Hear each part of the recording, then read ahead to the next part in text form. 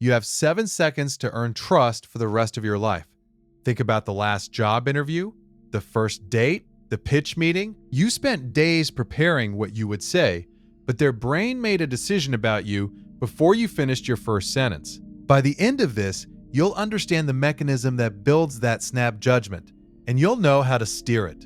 Our brains evolved in a world where quick decisions meant survival. That rustle in the tall grass required an instant calculation. Friend or foe, threat or opportunity, hesitation was a luxury our ancestors could rarely afford.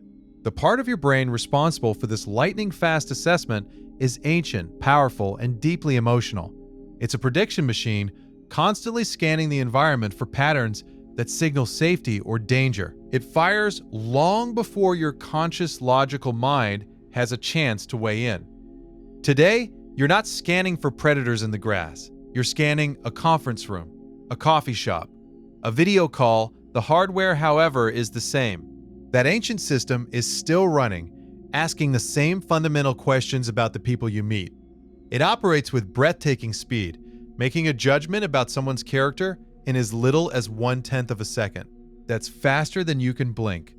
This biological inheritance is running your modern life, judging trustworthiness and competence in milliseconds. But what data is it actually using?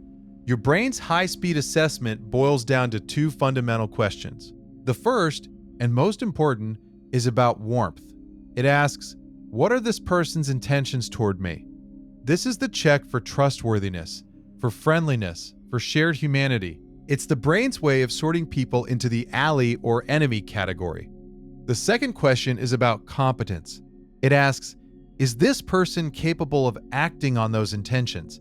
This is the check for strength, for ability, for effectiveness. Social psychologists have shown that these 2 traits, warmth and competence, account for more than 80% of our overall impression of another person. We want to know that someone is both well-intentioned and has the capacity to follow through. Think about who you trust. A well-meaning but incompetent friend can cause chaos. A highly competent but cold-hearted colleague feels like a threat. The order matters immensely. Your brain prioritizes the warmth signal. If someone registers as cold or untrustworthy, their competence becomes a liability. A smart enemy is far more dangerous than a foolish one. This is why you can be the most qualified person for the job with a perfect resume, but lose the opportunity because the interviewer got a bad feeling. That feeling was your warmth signal failing its broadcast. These signals are fragile. One small inconsistency can shatter the entire impression. So what's the most common mistake people make that broadcasts the exact opposite of what they intend? The most powerful signal your brain receives is congruence. It's the alignment between what someone says and what their body does. When a person's words match their nonverbal cues, we feel a sense of coherence. We trust it. When they don't match, alarm bells ring. Your brain processes nonverbal cues 5 times faster than verbal ones. 5 times. When there's a conflict, the body always wins. It's perceived as the more honest channel. Imagine a startup founder pitching to investors. His slides are brilliant, filled with impressive data that showcases his competence. But as he speaks, his voice is tight. His shoulders are hunched. He breaks eye contact and looks at the floor. He says, "We are incredibly confident in our projections," but his body is broadcasting deep anxiety and uncertainty. The investors feel a disconnect, an unease they can't quite name. They pass on the investment. His words signaled competence, but his body language undermined it completely, eroding the foundation of trust. Think about the last time you told someone you were fine when you were anything but. Your words said one thing. Your tone of voice, your posture, the tension in your jaw said another. The other person likely felt that incongruence, even if they couldn't articulate why. They just knew something was off. Fixing your posture is easy advice. The real challenge is deeper. What if the source of your incongruence isn't your body, but your own internal state? How do you broadcast genuine warmth when you're terrified on the inside? The answer is managing your state. The most authentic and powerful nonverbal cues arise from a genuine internal feeling. Trying to fake confident body language when you feel like an imposter is exhausting and often backfires. The micro expressions of fear and doubt will still leak through, creating that fatal sense of incongruence. The work happens before you even enter the room. Consider a cardiac surgeon just before a 12-hour transplant operation. She doesn't just review the patient's charts, she has a personal, 2-minute ritual. She finds a quiet space, takes 3 slow, deep breaths, and visualizes the entire procedure unfolding successfully, from the first incision to the final stitch. She is deliberately calming her own nervous system. She is shifting her internal state from one of high-stakes pressure to one of focused execution. Her steady hands are a direct result of this internal work. This applies to your life. Before a crucial presentation, a difficult conversation, or a first date, you can do the same.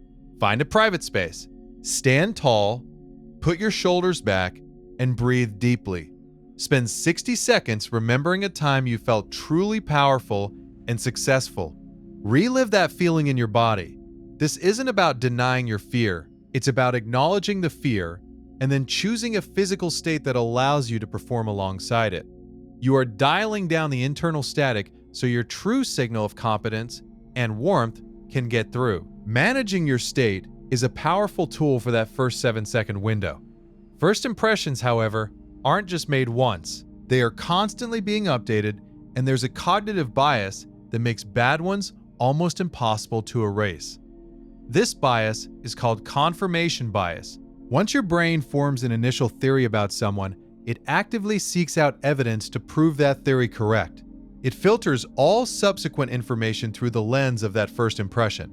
If you made a great first impression, warm and competent, the other person's brain will interpret your future actions generously.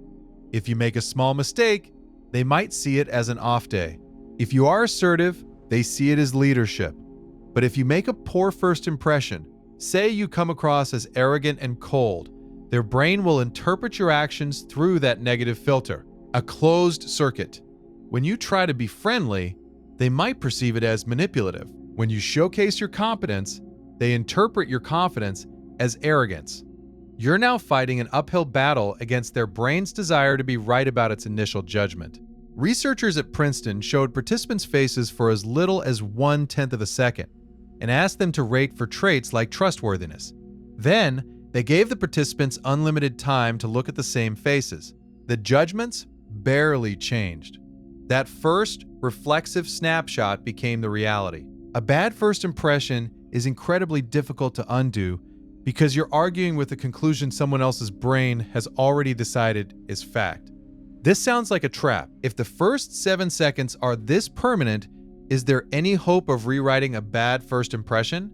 The answer is buried in the mechanism of belief itself. Overwriting a bad first impression requires overwhelming and consistent evidence to the contrary. One good deed won't change a mind that has already been made up. The confirmation bias will dismiss it as an anomaly, an exception that proves the rule. The only way to break the cycle is through relentless, undeniable action that directly contradicts the initial negative judgment. It is a war of attrition against another person's perception. Think of a new manager who starts a job and, in an attempt to establish authority, comes across as rigid and cold. His team immediately labels him as unapproachable. Their productivity drops. They stop bringing him new ideas. The manager notices the chill in the room and recognizes his mistake. He can't fix it with one friendly meeting or a single apology. He has to start a campaign. He begins holding weekly one-on-one meetings where his only goal is to listen. He asks about their challenges and their career goals. When a team member has a great idea, he gives them public credit in a company-wide email. When a project is falling behind, he stays late with the team, ordering pizza and working alongside them in the trenches. Month after month, he provides evidence, consistent, undeniable proof that contradicts their initial assessment. Slowly, painfully, the perception starts to shift. The team's brain, faced with a mountain of new data, is forced to update its theory. This is hard work. It takes enormous time and emotional energy. It's far easier to get it right the first time. So let's bring it all back to that first moment. There is one final layer that most advice completely misses, and it determines everything. All the techniques, managing your posture, your breathing, your internal state, are ultimately self-focused. They are about you attempting to project an image. This inward focus is what creates the pressure. It's what fuels the anxiety. The real shift, the ultimate key to a powerful first impression, is to turn your focus completely outward. The goal isn't to be interesting, it's to be interested. When you walk into a room, instead of worrying, "What do they think of me?" ask a different question. Who is this person in front of me? Get curious. What makes them passionate? What problem are they trying to solve? What story is hidden behind their eyes? When you are genuinely curious about another human being, your entire physiology changes without you having to think about it. Your eye contact becomes natural and engaging because you actually want to see them. Your posture opens up because you are receptive to what they have to say. You lean in, you listen. The micro expressions of warmth that appear on your face are authentic, generated by a real desire to connect. The crippling self-consciousness dissolves, replaced by a fascination with the other person. Your warmth is no longer a performance. It is a byproduct of your curiosity. Your competence is demonstrated by the quality of the questions you ask. Incongruence becomes impossible. The next time you walk into a room, your task is simple. You have one job for those first 7 seconds. Find one thing about the other person that is genuinely interesting. Ask a real question. Then, listen to the answer. The impression you make will take care of itself, starting right now, today, this moment.